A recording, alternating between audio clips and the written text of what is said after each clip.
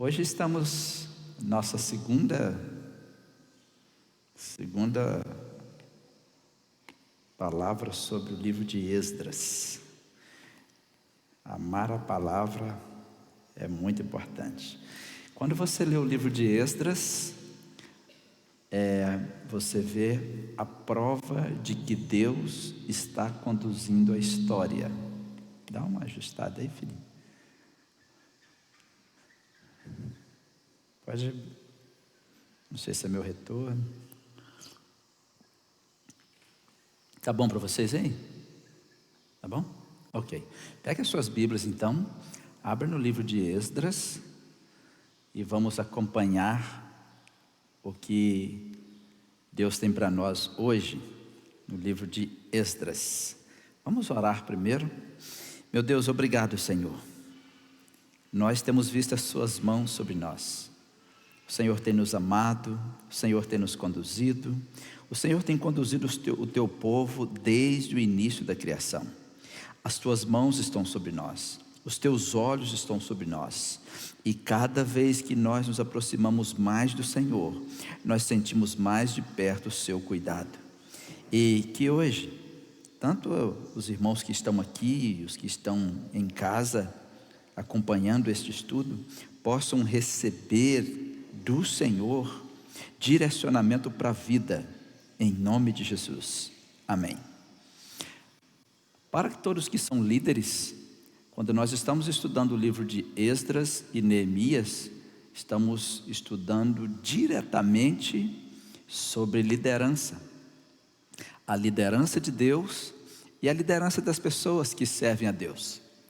Então, aqui, quando nós abrimos o livro de Esdras, nós precisamos saber o que Deus falou antes, porque lá em Jeremias capítulo 29, versículo 10, Deus disse assim, por voz do profeta, porque assim diz o Senhor, certamente que passados 70 anos em Babilônia, vos visitarei, e cumprirei sobre vós a minha boa palavra, tornando a trazer-vos a este lugar.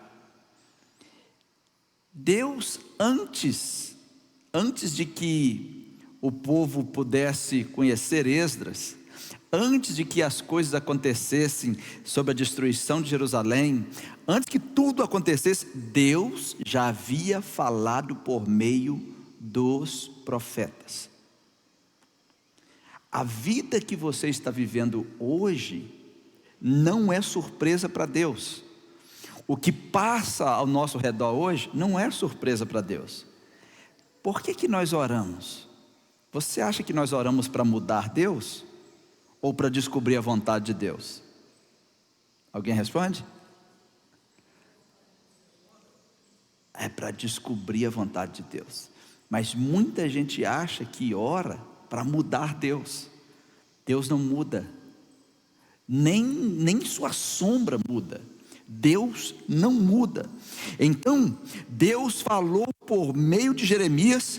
Quando Jeremias viu os muros caídos, quando Jeremias viu a cidade destruída, ele se lamentou tanto que ele registrou.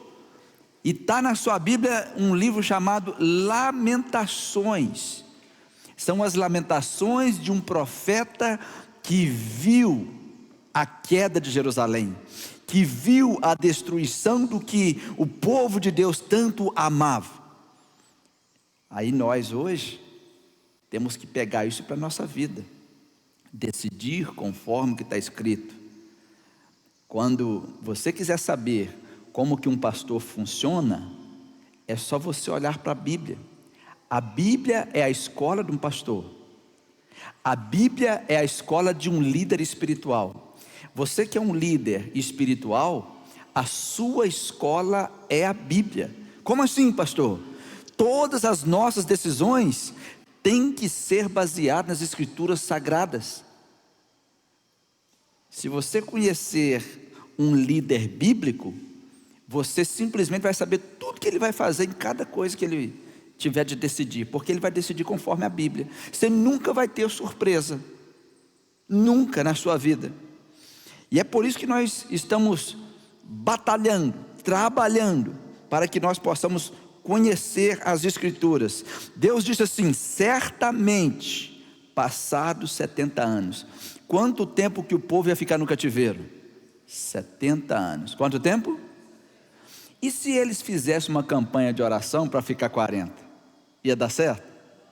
Porque Deus decidiu que seria 70 anos. Tem gente que vai orar para que não tenha calor no verão. Você não deve orar para que não tenha calor. Você deve se preparar para o calor. Você não deve orar para que não tenha inverno. Você deve se preparar para o inverno. Em outras palavras, você que anda de acordo com a palavra de Deus, tem coisas que você vai, eu vou orar. Não, Deus está dizendo o seguinte: tem coisas que não é orar, é se preparar, porque virá. Aquele povo, Deus já tinha dito, 70 anos de cativeiro. Não é 71, não é 72, nem 68 e nem 35. Pode orar, pode jejuar, o que for.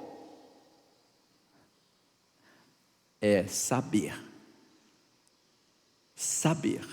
Tem muita gente que está orando, tentando combater o próprio Deus, quando na realidade devemos nos preparar. Amém? Eu coloquei aqui para a gente dar uma revisada, só para lembrar aqui. Olha que maravilha o tanto que nós já caminhamos. Tem quanto tempo que nós estamos nessa jornada? Alguém lembra? Vocês sabem que já passou de 2 anos, né? Parece que passou de 2 anos. Essa semana um pastor falou comigo assim: tem como você disponibilizar aqueles estudos da jornada bíblica em papel? Aquilo é mais do que um seminário teológico. Eu falei assim: é mesmo, porque no seminário não dá tempo de você ver assim detalhadamente, ponto a ponto, não é? E eu falei: isso é teologia, essa teologia bíblica. Tem a teologia sistemática, a teologia bíblica, né? Essa teologia, ela é muito importante. E eu falei assim: mas infelizmente o que tem está lá no vídeo, né? Ele falou: pastor, é muito importante isso. E é mesmo. Se você continuar acompanhando essa jornada, né? Não sei daqui quanto tempo nós vamos terminar, mas nós vamos terminar em nome de Jesus. Amém, gente? Se sobrar 10 aqui, nós vamos terminar, né? Isso é igual a escola. Você entra na faculdade, tem 50 na turma, na hora que está na metade já tem 32, e quando forma quantos? 7. Está lá, 7 camisetas foi vendido. O pessoal que vende camisas tem que vender no início da turma, porque no final só vende 7. Começa com 50 e termina com 7, 8, né? E os 8 estão lá, igual um frango que tomou tanta coça que as penas caiu tudo, está lá. Estou formando, estou arrebentado, mas estou formando, né? E é maravilhoso isso. Quais são os 5 primeiros livros da Bíblia?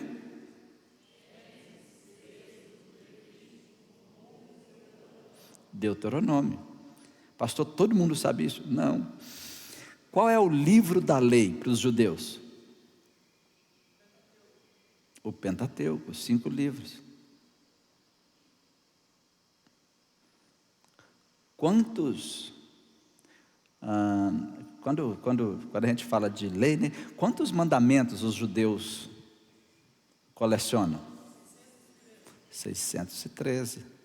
A gente aprende essas coisas na escola bíblica mesmo.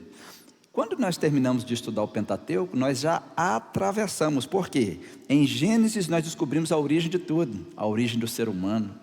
A Bíblia é o documento mais confiável da história. O mais temido, o mais odiado, o mais perseguido e o mais confiável. Porque ninguém conseguiu vencer a Bíblia ainda. Todos que tentaram combater a Bíblia estão sepultados por ela. Todos que dizem que a Bíblia não é verdade são sepultados por ela, e tem um versículo em cima do túmulo. A Bíblia é o livro mais confiável, o documento. Quando alguém te perguntar assim, qual é o documento escrito mais confiável da terra? A Bíblia. Então quando você abre a Bíblia, tem Gênesis, é a origem de tudo. A origem, o primeiro assassinato, a primeira roupa vestida, o primeiro sacrifício, a primeira promessa de Deus sobre a vinda do Redentor. O primeiro, está tudo ali, é a origem. Aí depois vem Êxodo, é a saída. Depois de Êxodo vem Levítico, vem Números, Deuteronômio. Deuteronômio é o momento em que Deus faz o quê? Eu vou repetir todas as minhas leis. É onde Deus ensina assim, a repetição te faz lembrar. Por isso que quando a gente quer aprender alguma coisa, a gente faz o quê? Repete, repete, repete, repete, repete. Deus gosta tanto de números que Ele tem um livro que se chama Números. Registra a quantidade, registra a quantidade, registra a quantidade, registra a quantidade. Deus decidiu como que Ele quer ser cultuado, que está lá em Levítico. É assim que eu quero ser cultuado, é assim que vocês vão se aproximar de mim, é assim que vocês vão me adorar. E assim vai. Aí quando a gente termina de estudar o Pentateuco, nós entramos nos livros históricos. É a história do povo? Não, é a história que Deus quer contar para nós, sobre como Ele quer que nós aprendamos. Isso aqui é mentoria do céu. Eu preciso de uma mentoria. É mentoria do céu para você. Então de repente Deus tem Josué, Juízes, Ruth. Aí nós viemos com toda essa trajetória do povo de Deus. Aí tem 1 Samuel, 2 Samuel, 1 Reis, 2 Reis. Quantos livros de reis tem na verdade? 4 livros. É como o livro de Esdras e Neemias, é um livro só.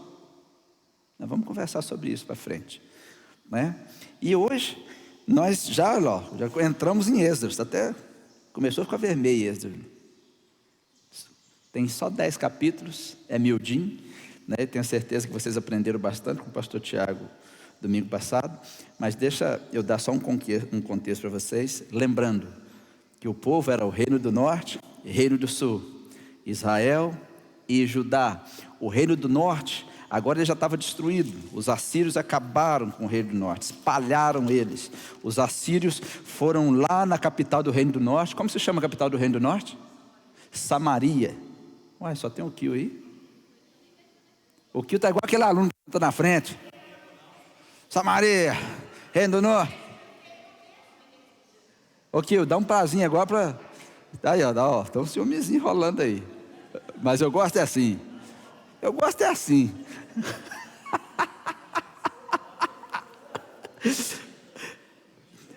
Ele está igual aquele aluno que você está na frente e os que estão atrás estão jogando buchinha. Não é? Assim, lá, respondeu de novo. E tem aquele que está assim. Que bom que está respondendo, pelo menos nós estamos livres. Qual era a capital do Reino do Norte? Vocês calaram o Kio. Aí, o que o rei da Síria fez? Foi lá e buscou aquele povo estranho todo, colocou dentro de Samaria e fez assim, fez assim, fez assim. Aí agora, aquele reino do norte de Samaria não é mais o povo de Israel puro. Aí vocês vão descobrir por que os samaritanos e os judeus têm problema. Os judeus falam, vocês não são do nosso povo. Nós somos sim, a gente adora um Deus igual aos seus. A gente cultua o Deus igual aos seus. A gente tem outros deuses, mas tem o seu também, né? Falei, não, mas vocês não são dos nossos. Aí vocês vão entender o relacionamento de Jesus com o samaritano, aquela mulher samaritana, né? Era um povo misturado, ok? Aí acabou o reino do norte. Aí tem o reino do sul. E de repente, cumpre-se a profecia. Quem levou os judeus para o cativeiro? Foram os assírios? Qual o povo que levou eles para o cativeiro? Não, o povo do sul. O do sul foram quem? O Kio, pode responder. Quem levou o reino do norte foram os assírios. Quem levou o reino do sul foram os babilônicos. Nabucodonosor levou eles em 3 levas. Estou dando só um contexto aqui, né? Levaram eles em 3 levas para a Babilônia. E tudo foi juízo de Deus. Por quê? Está lá em 2 Crônicas 36:16. Eles, porém, zombaram dos mensageiros de Deus, desprezaram suas palavras, mofaram dos seus profetas, até que o furor do Senhor tanto subiu contra o seu povo, que mais nenhum remédio houve. Esse texto aqui dá para você pregar umas 10 mensagens, porque às vezes nós imaginamos que o cativeiro veio, por que está nesse cativeiro? Não houve mais remédio, por quê? Olha o que esse povo fez: desprezaram, zombaram dos mensageiros de Deus. Tem gente que zomba dos mensageiros de Deus todo dia, e depois reclama do cativeiro. Outra coisa que eles fizeram, eles desprezaram as palavras de Deus. Quantas pessoas você conhece que está em cativeiro, que zombaram dos homens de Deus, zombaram dos homens e mulheres de Deus que vieram até eles, desprezaram a palavra de Deus, e de repente está num cativeiro? Desprezaram o que Deus disse, mofaram dos seus profetas. Aí o que Deus fez? Não tem mais remédio, vocês vão para o cativeiro.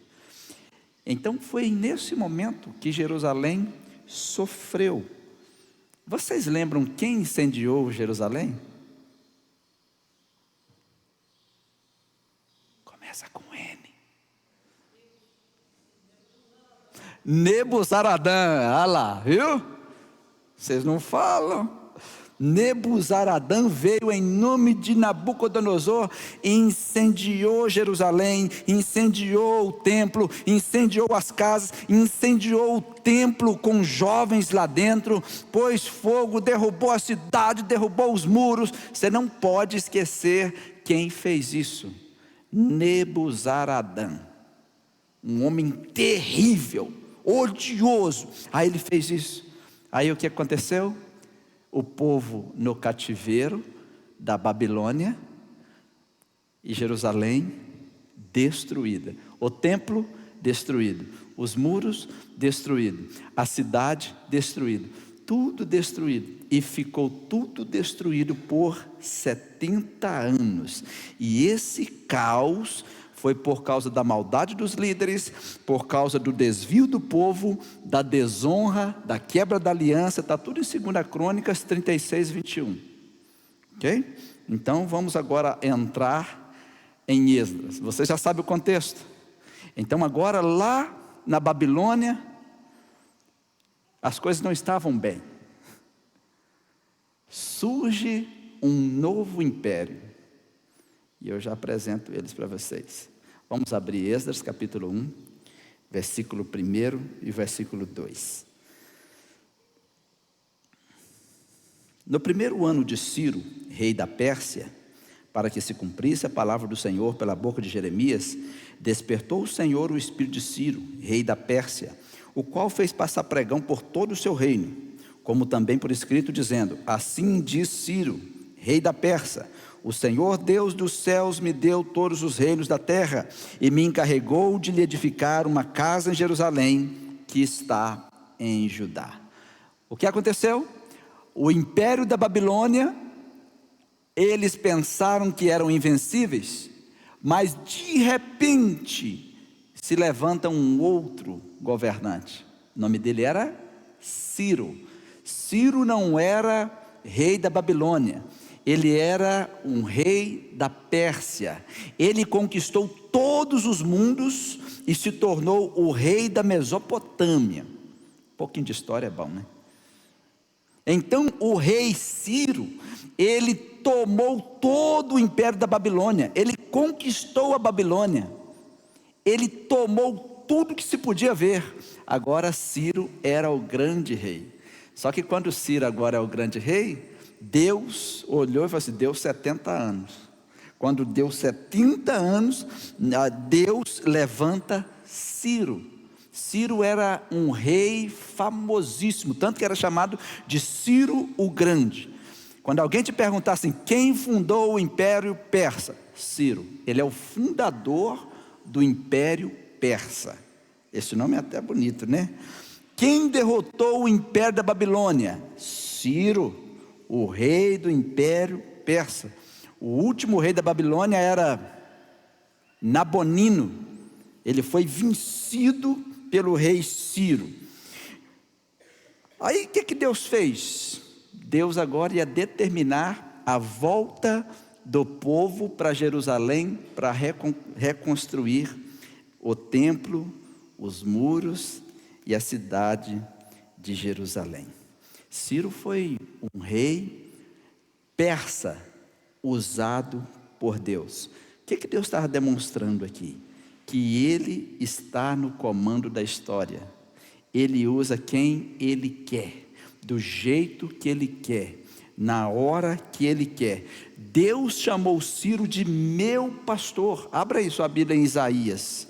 Isaías capítulo 44. Isaías 44, 24. Deus, o próprio Deus, Ele olhou para Ciro e disse: Ciro, você é o meu pastor. No versículo 24 de Isaías 44 diz assim: assim diz o Senhor, teu Redentor, e que te formou desde o ventre: eu sou o Senhor que faço tudo, que sozinho estendo os céus e espraio a terra por mim mesmo, que desfaço os sinais dos inventores de mentira, enlouqueço os adivinhos, faço tornar atrás os sábios, converto em loucura o conhecimento deles, que confirmo a palavra do seu servo, que cumpro o conselho dos seus mensageiros, que digo a Jerusalém: tu serás habitadas, e a cidade de Judá sereis edificadas, e eu levantarei as suas ruínas. Olha para mim, as pessoas estavam andando lá em Judá e pensando: ninguém nunca vai morar aqui mais. As pessoas estavam andando em Jerusalém: como assim? A cidade de Judá estão tudo destruído. Deus levanta através de um profeta chamado Isaías e diz o quê? Oi, eu sou o Senhor que faço tudo. Deus é maravilhoso. Enquanto todos estavam dizendo: ninguém vai morar aqui mais, ninguém vai fazer. Já passou isso na sua vida? Das pessoas mesmo olhar para você e falar assim: ninguém quer nada com você, ninguém mais vai comprar de você, ninguém mais vai fazer negócio com você, ninguém mais vai te contratar. Essa voz não é a voz de Deus. A voz de Deus está aqui, você pode registrar que está aí em Isaías 44, 24. Deus diz: é eu que faço. Faz o quê? É eu que faço tudo. Vocês estão me ouvindo? E ele diz: eu sozinho estendo os céus, eu sozinho espraio a terra por mim mesmo. Vocês sabem, Deus estava respondendo àqueles que dizem: será que vai dar certo? Deus estava respondendo àqueles: ninguém nunca mais vai fazer isso. Sabe quando você recebe uma mensagem de um ser humano dizendo: não vai dar certo, nunca mais vai dar, e Deus vai e te responde: sou eu que faço. Ah, mas as pessoas disseram isso. No versículo 25 ele diz: eu desfaço as pessoas que ficam inventando mentiras. Esses que ficam tentando adivinhar, eu coloco eles na loucura. Até os sábios eu faço eles voltar atrás, e converto em loucura o conhecimento deles. Deus estava dizendo: se você quer confiar em alguém, confie em mim. Deus nunca mandou você confiar em ser humano algum. Mandou? É ofensivo, mas a esposa tem que ter coragem de virar para o marido e falar assim: eu não confio em você. E se ele conhecer a palavra de Deus, ele vai dizer: verdade, nem eu confio em mim. Deus não mandou você confiar em ninguém, mandou você amar. Quer ver? Ofende quem está do seu lado aí, fala assim: eu não confio em você.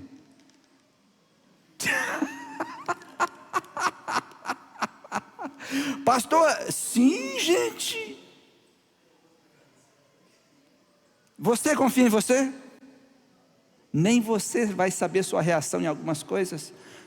A Bíblia nunca mandou você confiar em nenhum ser humano. Mandou você amar. Mandou você amar. Ai, você não confia em mim? Não. Mas você tem que confiar. Não, eu confio em Deus. Você está rindo, né, Caio?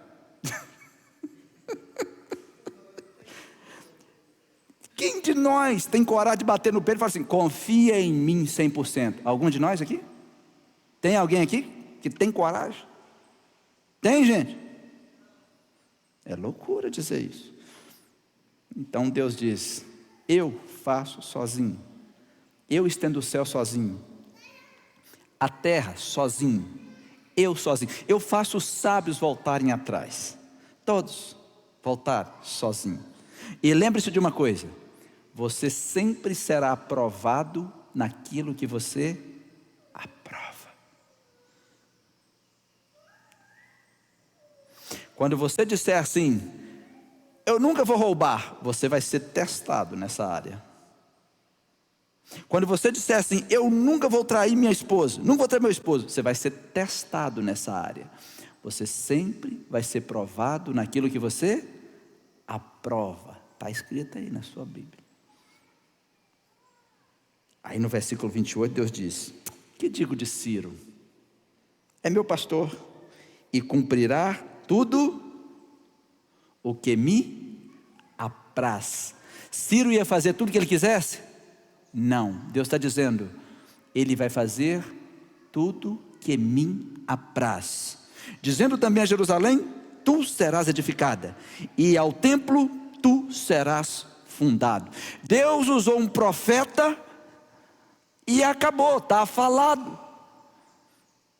Aí você me pergunta, mas o Ciro era crente? Não. O Ciro era judeu? Não. O Ciro era de Israel? Não. Mas era instrumento nas mãos de Deus.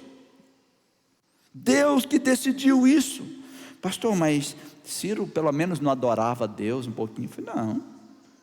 Qual era a religião dos persas? Eles eram politeístas. Eles abraçavam todos os deuses, e a marca do Império Persa era a tolerância religiosa. Eles toleravam toda a religião, eles adoravam muitos deuses pagãos. Só que eu queria fazer um destaque aqui, que alguns dos reis da Pérsia, eles gostavam muito de Zaraustra, né? Os zaraustristas, eles gostavam muito de Zaraustra.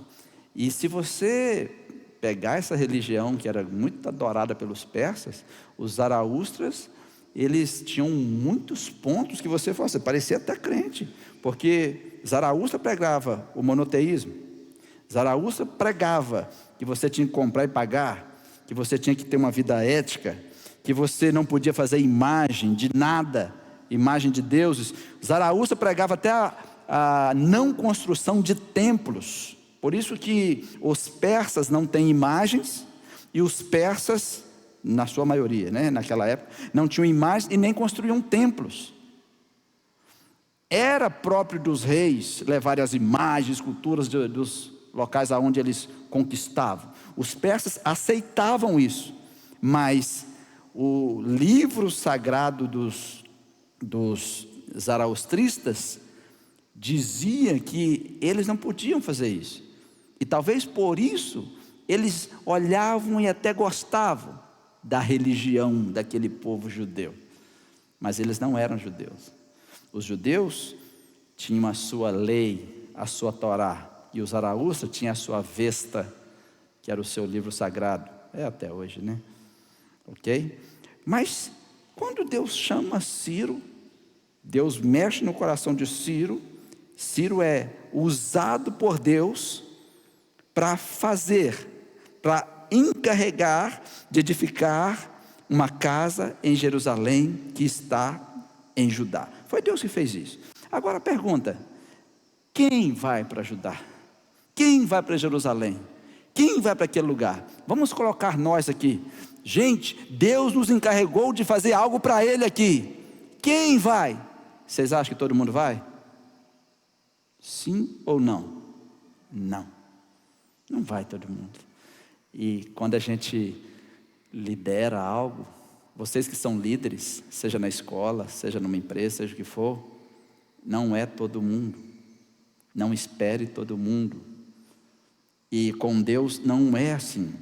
No versículo 5 de Êxodo, capítulo 1, então se levantaram, primeiro, os chefes dos pais de Judá e Benjamim, e os sacerdotes, e os levitas, com todos aqueles cujo espírito Deus despertou para subirem e edificar a casa do Senhor que está em Jerusalém. Observa que tem uma ordem. Qual é a ordem? Quem retornou a Jerusalém? Primeiro se levantaram os líderes. Deus espera que os líderes sejam os primeiros a se levantar todas as vezes. Você já viu que todas as vezes que vamos fazer algo, em qualquer ambiente de liderança, você, mas parece que são sempre as mesmas pessoas? Sim, porque nem todos lideram. É assim ou não é? Ah, mas parece que sempre um grupo menor, porque os líderes não são o grupo maior. Os líderes são sempre o menor grupo. É assim que funciona. Se você tem 20 funcionários, não espere os 20 funcionários. Se você tem 30 pessoas no seu âmbito de liderança, não espere todos eles. Quem retornou a Jerusalém? Os líderes. Que líderes?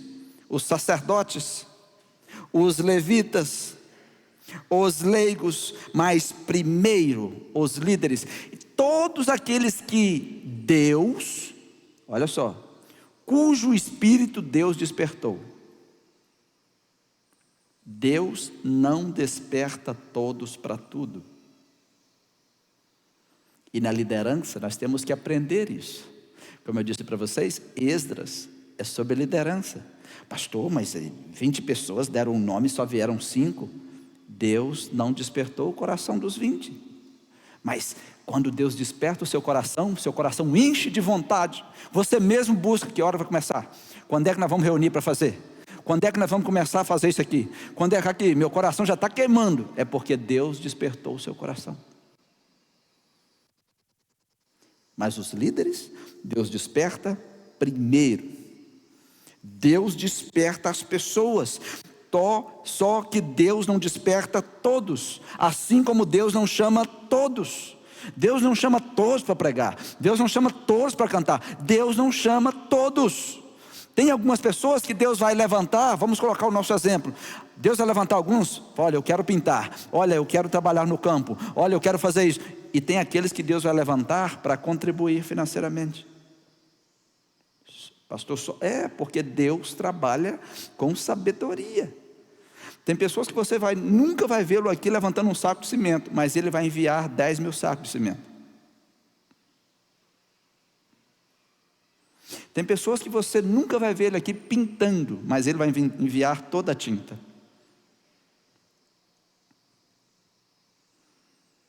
Olha no versículo 6.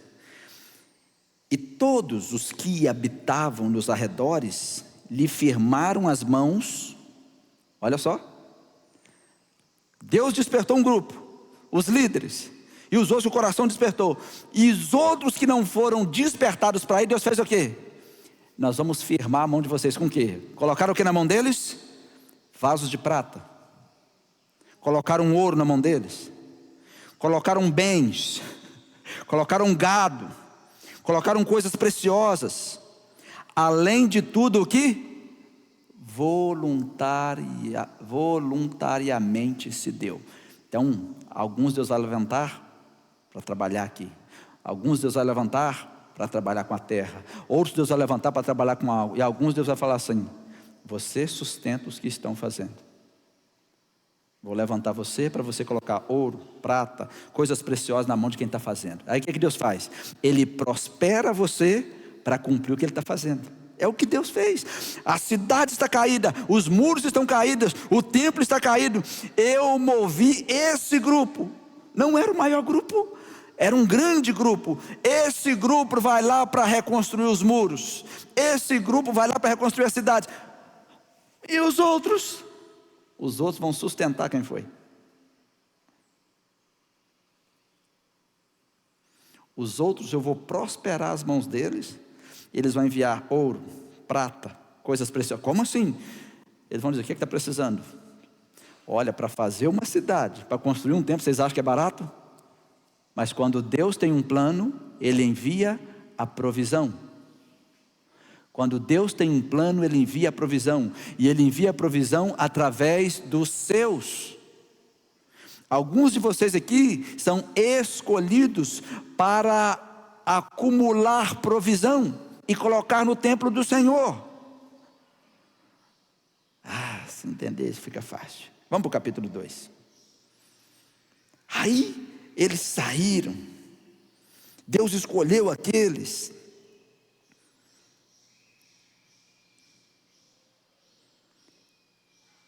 Capítulo 2, versículo 1. Estes são os filhos da província, que subiram do cativeiro, dentre os exilados que Nabucodonosor, rei da Babilônia, tinha transportado à Babilônia, e tornaram a Jerusalém e a Judá, cada um para a sua cidade. Então Deus levantou aquele povo para voltar para Jerusalém, para voltar para Judá. Deus estava conduzindo a história. Não foi assim, eu vou. Não foi assim, a igreja reuniu, olha, eu indico o pastor Tiago para ir, eu indico o Juan, eu indico o Lucas, eu indico vocês. Uai, e aí? Deus indicou quem? No reino de Deus não é assim, não é quem eu indico, é quem Deus está movendo o coração. Aí de repente a gente fala assim, se Deus moveu o seu coração, chega para cá. E você olha e fala assim, gente, aquela pessoa vai, Deus moveu o coração dela, o que você tem com isso? Gente, aquela pessoa também vai, sim, Deus moveu o coração de Ciro, o rei da Pérsia. Ah, mas eu não aceito. Não é você que escolhe, não é assim. Mas fulano bem que podia ir. Não, aquele Deus escolheu para enviar provisão. E a gente sabe, tem uns ditados lá em Minas Gerais, e, por exemplo, tem hora que é a onça magra que ajuda você.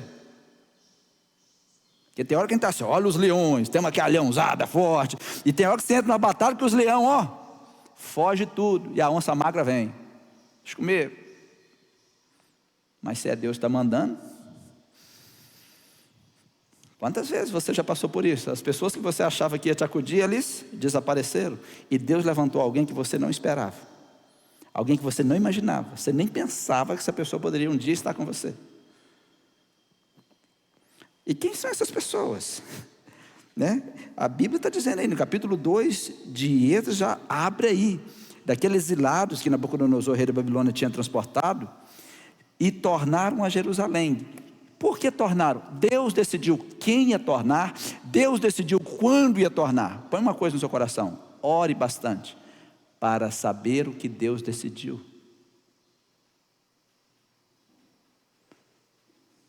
Ore bastante. Deus não mandou de regresso pessoas aleatórias. Seja o que for que você está buscando, ore.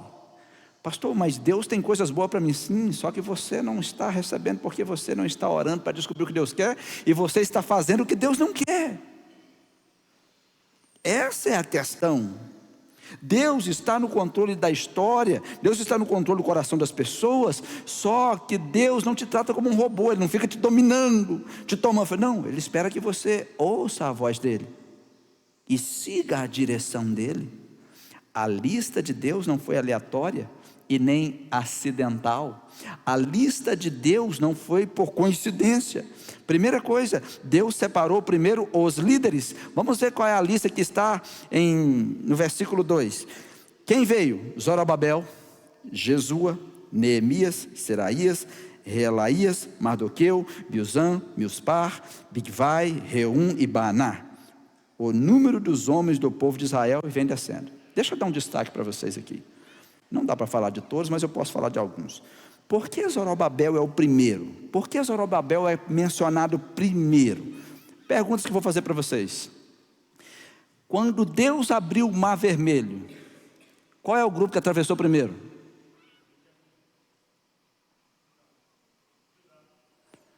A tribo de Judá, porque é a tribo da raiz de Jessé, de Jesus. Primeiro, quando acamparam diante da tenda do tabernáculo, qual é a tribo que ficava de frente com a sua bandeira? Tribo de Judá. Quando entraram na terra prometida, qual a tribo herdou primeiro? Judá. Quem é Zorobabel? Descendente de Davi, da tribo de Judá. Sim, pastor, sim. Abra sua Bíblia em Mateus capítulo 1, versículo 12. Olha uma surpresa para você aí. Mateus capítulo 1, talvez você nunca viu esse Zorobabel na sua vida, mas Deus viu. Talvez ninguém nunca te viu, mas Deus viu. Ah, gente, quantas coisas de Deus. Em Mateus capítulo 1, versículo 12. E depois da deportação para a Babilônia, Jeconias gerou a Salatiel. Salatiel gerou. Até a deportação da Babilônia está aí. Pastor, Zorobabel é o primeiro na lista. Por quê? Judá é sempre primeiro. Ele está na linhagem de Davi. Ele está na linhagem de Jesus. Está aí, essa aí é a linhagem de Jesus na sua Bíblia. Quem está aí? Zorobabel. A linhagem de Cristo primeiro. Entra no Mar Vermelho, entra na terra prometida, no acampamento. E agora no retorno, primeiro Zorobabel. É sério, descendente de Davi, da genealogia de Jesus, e ele foi governador de Judá. Ele simbolizava o governo. Aí, vamos ficar agarrado aqui não. A segunda pessoa foi o filho de Josadaque, chamado de Jesua. É o neto do último sacerdote antes do exílio. Zacarias e Ageu chamam ele de Josué. Ele recebeu o sacerdote após o exílio. Ele é o herdeiro do sacerdócio. Por isso que o nome dele é o segundo. Aí está o governo, aí está o sacerdócio. Pastor, é sério? Talvez. Quem aqui já leu o livro de Esdras alguma vez na vida? E quantos pararam nesse versículo? Com certeza passa, nossa Deus, vieram Zorobabel, Jesus, Neemias, que monte de nome. Não tem nada à toa na Bíblia. Zorobabel está aí por quê? Descendente de Davi. Genealogia de Jesus. Governador, representa o governo. Jesus representa o governo, e o governo está sobre os seus ombros. Jesus é o segundo por quê? Ele é o herdeiro do sacerdócio pós-exílio. Ele representa o sacerdócio. E depois dele está quem? Neemias, o mais conhecido deles. Neemias, o grande líder. Isso aí nós veremos depois. Depois vem Seraías, que é o pai de Esdras, representando paternidade. É o sacerdote que subiu com Jesua. E assim vai. Aí o que acontece? Você pega o capítulo 2, do versículo 3 ao 35, pessoas comuns. Do versículo 36 ao 39, sacerdotes. Do versículo 40, os levitas. No versículo 41, os cantores. Você pode estar assim, pastor, mas está separado os levitas dos cantores? Os levitas, quando eles voltaram, não tinha templo, não tinha trabalho para eles, aparentemente. Sem o templo, eles foram um grupo negligenciado. Mas tinha uns cantores, que eram os filhos de Asaf, que ainda não tinham alcançado o status de levita. Por isso que eles estão separados aí. E tinha também uma lista de porteiros, no versículo 42. Qual é a função desses porteiros? Garantir a pureza de quem ia prestar culto. Garantir, é como se fosse hoje ali, vamos colocar os porteiros conforme a Bíblia. Garantir que quem vai entrar aqui, entre para cultuar. Garantir que quem vai entrar aqui sabe que esse é um lugar de santidade. Garantir que quem vai entrar aqui sabe que é um lugar de adorar a Deus. Garantir que tudo aqui esteja pronto para o momento do culto. Quem era esse povo? Encarregado dos armazéns, encarregado de tudo. Nós estamos passando rapidinho só para vocês saberem. Está aí no versículo 42. No versículo 43, tem um nome aí que eu quero parar com vocês mais um pouquinho, que eu acho que vocês nunca... Alguns já devem ter visto aí. No versículo 43, olha aí, de Esdras 2. Tinha um outro grupo. Qual era o grupo? Qual era o grupo? Já viram esse nome alguma vez? Os netineus, os sacerdotes, os levitas, os cantores, os porteiros e os netineus. Quem eram os netineus? Servidores do templo. Eram as pessoas que se juntavam ao povo de Deus, que não eram sacerdotes, que não eram levitas. Eles não tinham eles não tinham às vezes o sangue do povo judeu. Era egípcios, árabes, babilônios, tipo nós, talvez os brasileiros no meio também. Era o povo, netineu significa doado ao templo. Talvez você nunca observou esse nome, mas esse nome sempre esteve aí. Netineu é uma classe que serve no templo, mas não é sacerdote. Serve no templo, mas não é levita. Talvez você vá até se identificar. Olha, eu sirvo aqui, eu ajudo a limpar esse tapete, eu ajudo a carregar esse teclado, eu ajudo até a montar e desmontar. Isso é um netineu. Não é levita, não é sacerdote.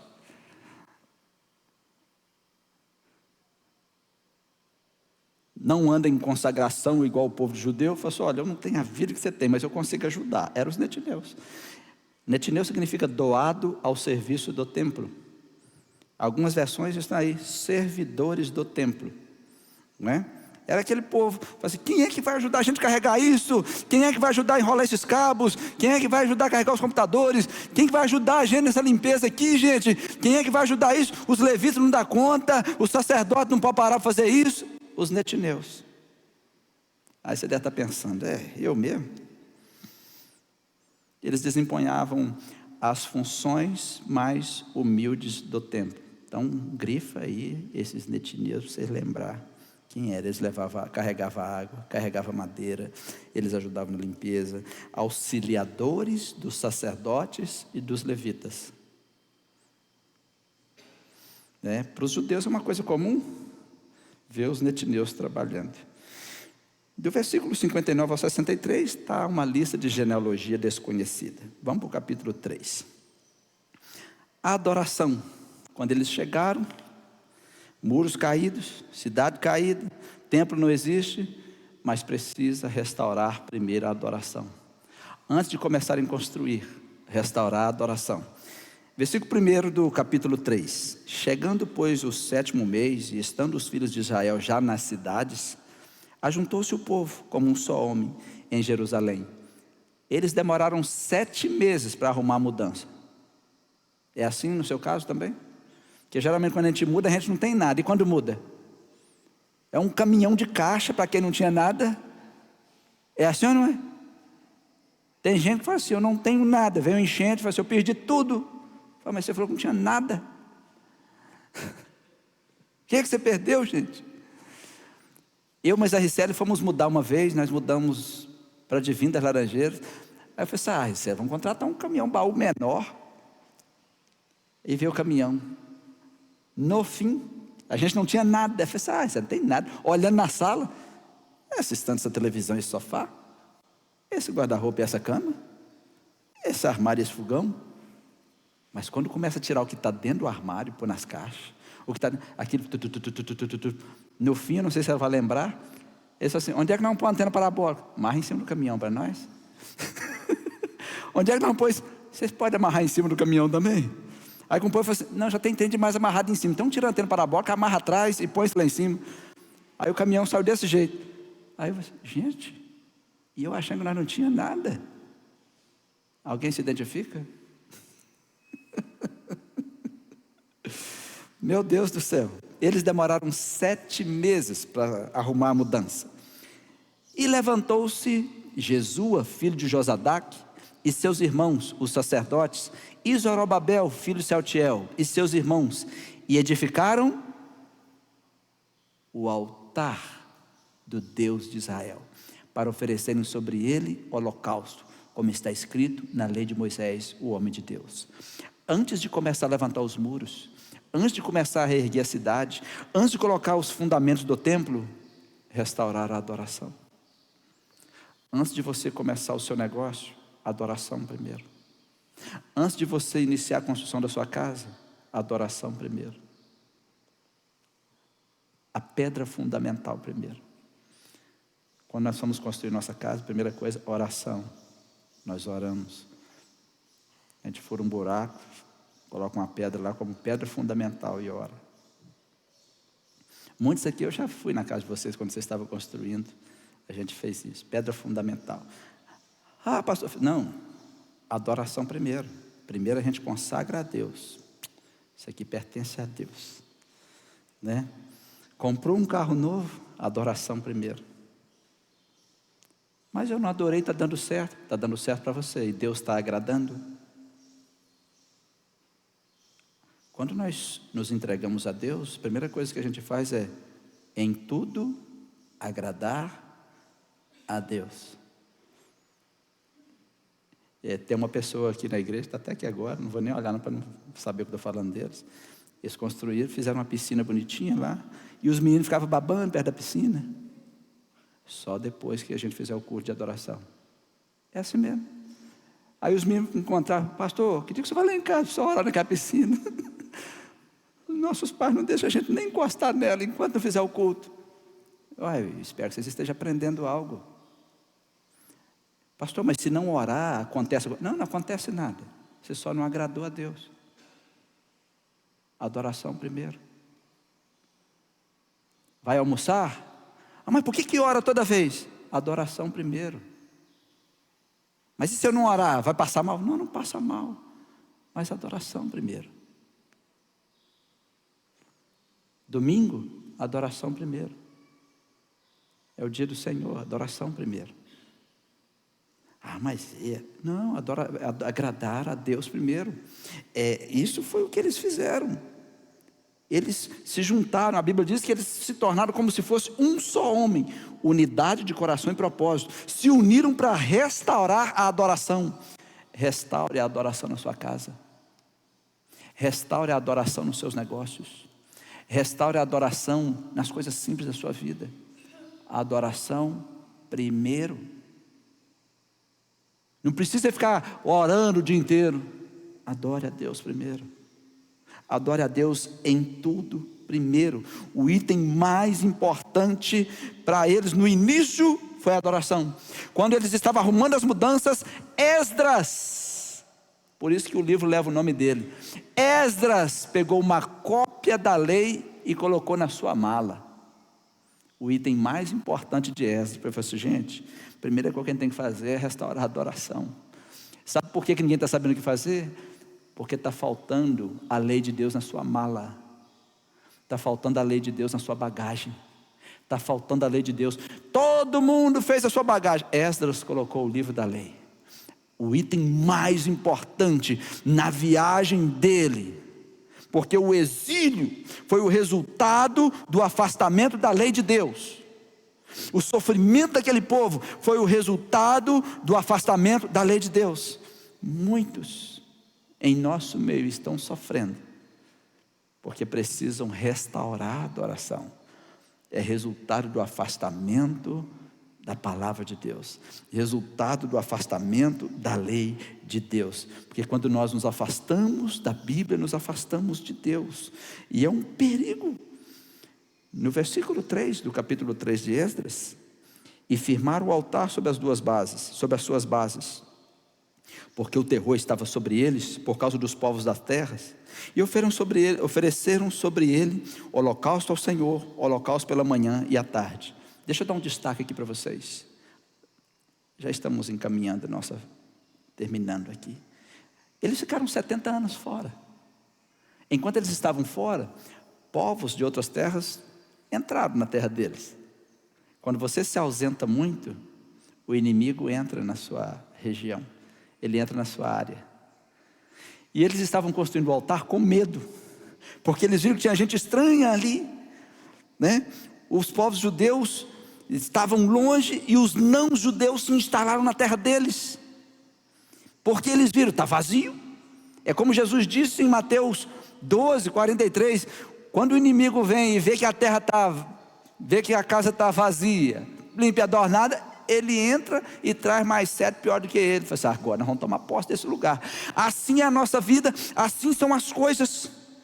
Você não pode se ausentar demais de nada.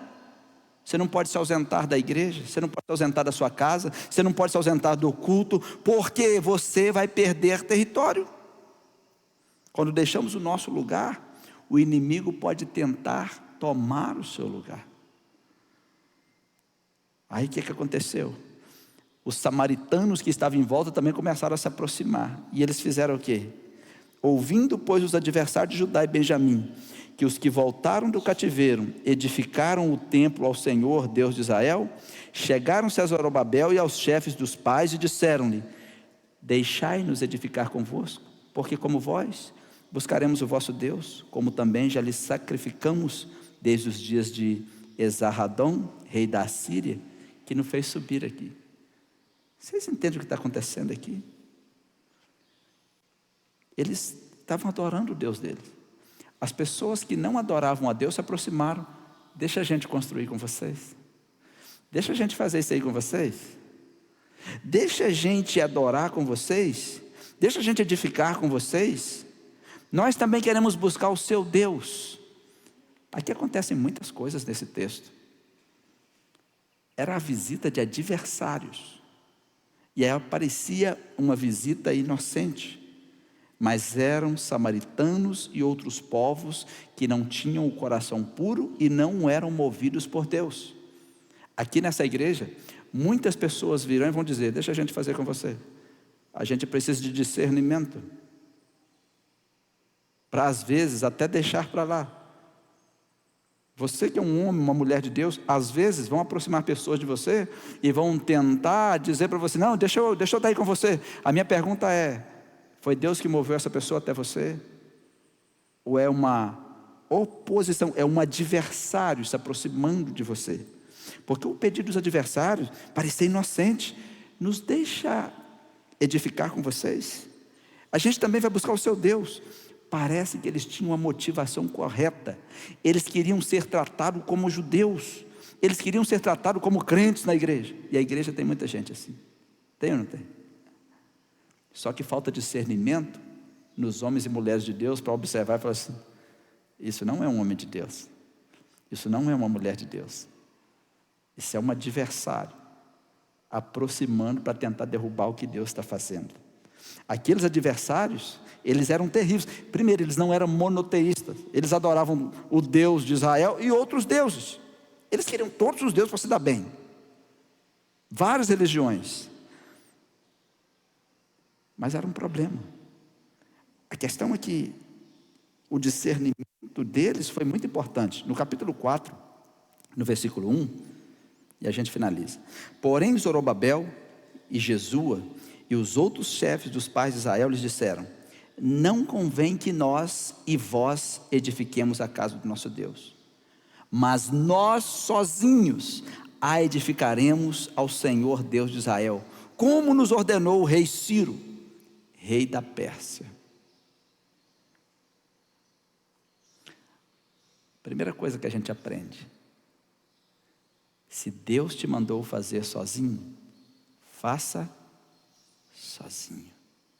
Se Deus te mandou ir só com o grupo que Deus levantou, quem é que levantou o grupo que estava com eles?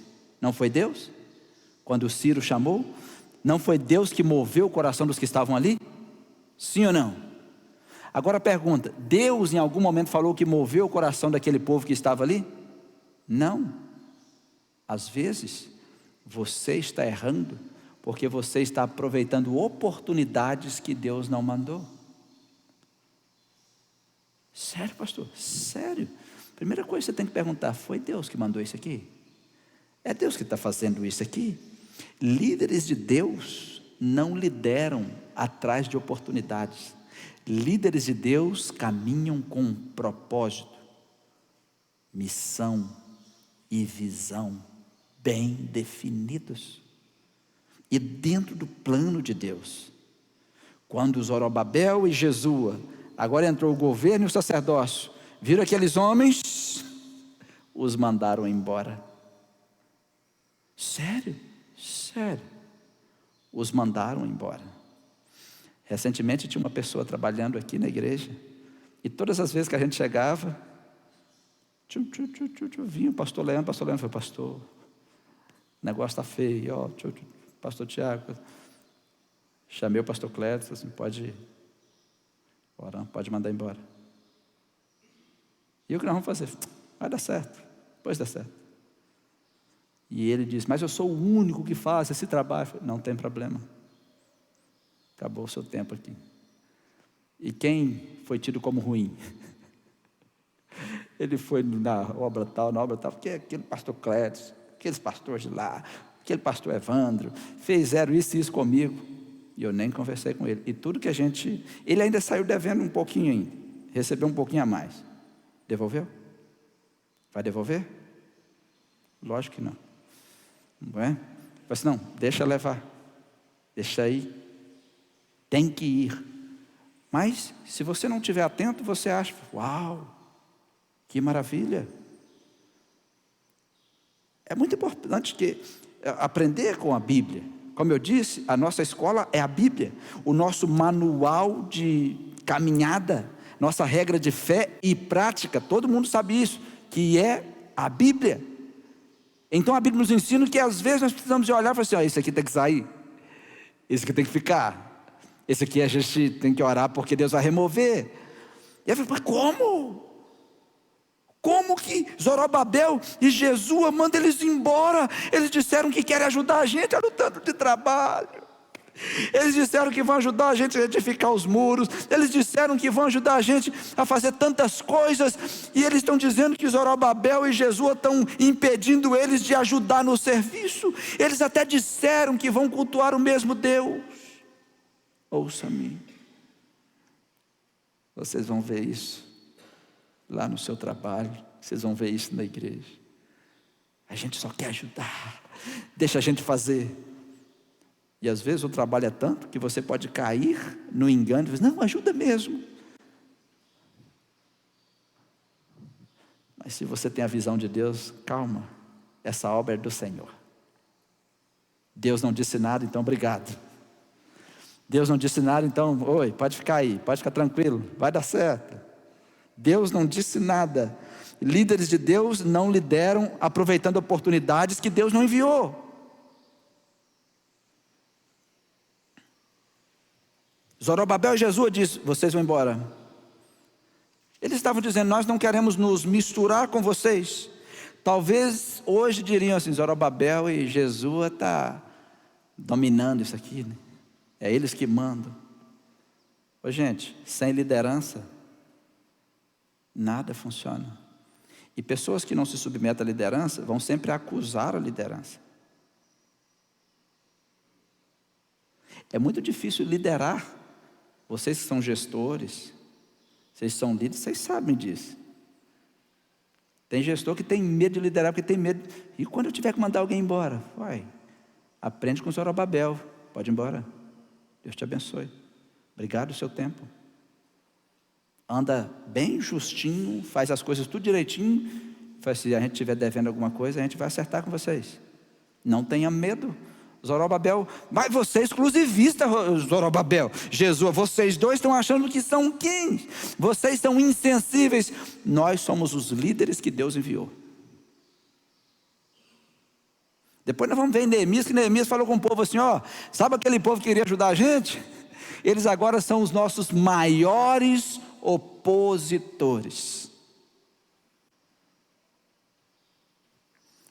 Há 2 meses atrás, há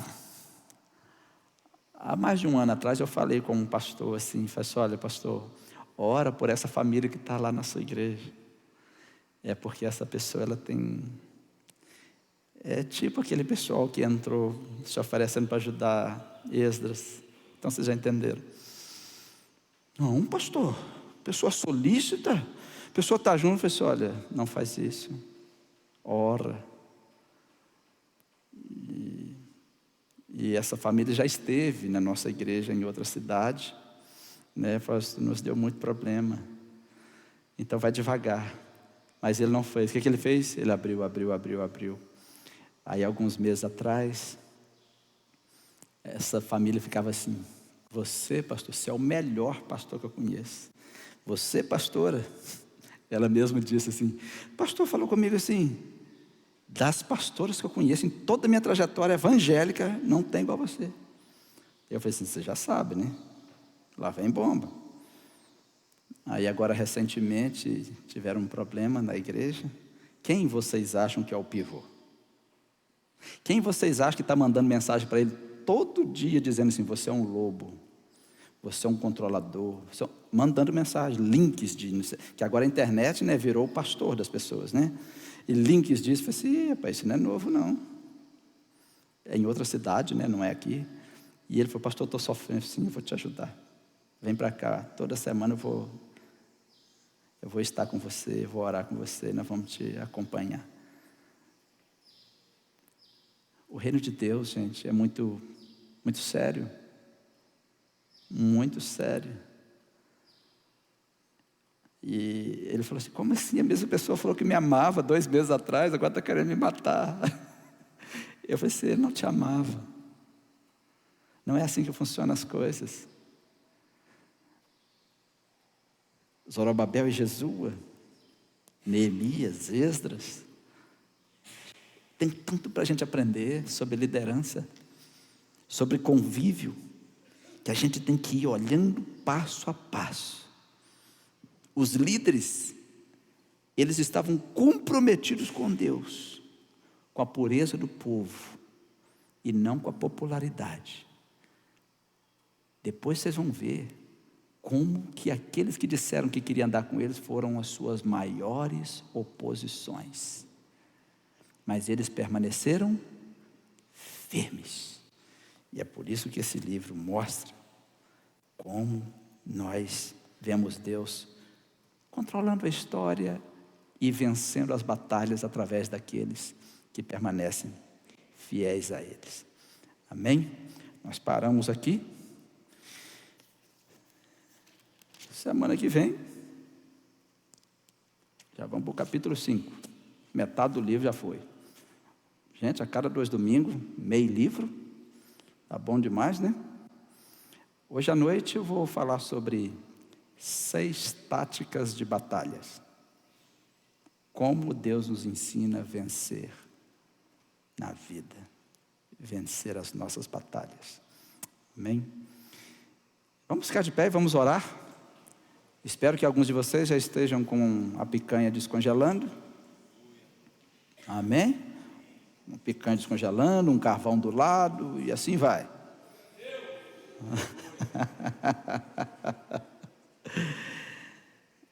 Vamos fechar os nossos olhos. Eu quero fazer uma pergunta para você. O que Deus falou com você nesta manhã? Eu queria que você orasse a respeito disso. O que Deus falou com você nesta manhã? As escolhas de Deus não são aleatórias. Deus move o coração de cada um em uma direção. Alguns para construírem muros, outros para serem os provedores de quem está construindo muros. Alguns para construírem cidades, outros para serem os provedores daqueles que estão construindo cidades. Deus não manda todo mundo para todo lugar. Deus move as pessoas corretas para os lugares corretos. É Deus quem faz. Mas o que Deus falou com você? Talvez você tenha aproveitado oportunidades e tenha sofrido muito. Homem de Deus, não se mova por oportunidades, se mova por propósitos, por princípios, dentro da visão de Deus, cumprindo a missão de Deus. E você vai ver que o propósito de Deus é maior do que qualquer oportunidade. Deus tem coisas maravilhosas para você. O que Deus te falou nesta manhã é muito importante. O que Deus disse para você nesta manhã. Onde Deus está te colocando? Deus colocou Zorobabel na frente. Deus colocou Jesua na frente com Zorobabel. Deus colocou o Neemias na frente com Zorobabel, Jesua. Eles representavam o governo, representavam o sacerdócio, representavam o mover de Deus na terra. Onde Deus está te colocando, representa o que Deus quer de você e o que você representa para Deus. O que Deus te falou nesta manhã é importante. Receba o que Deus está te falando. Se você está ouvindo a voz de Deus, não endureça o seu coração, como o povo fez no deserto. E você vai ver a sua vida mudando diante dos seus próprios olhos. Em nome de Jesus, nos dê um dia abençoado, Senhor. Abençoe nossas famílias, abençoe o nosso povo, e que esse dia seja um dia transformador, um dia extraordinário, em nome de Jesus. E assim que o amor de Deus, a graça redentora de Jesus Cristo e a doce comunhão e consolação do doce Espírito repouse sobre todos vós, não só agora, mas todo sempre. Todos digam amém. Deus abençoe vocês. Vão em paz.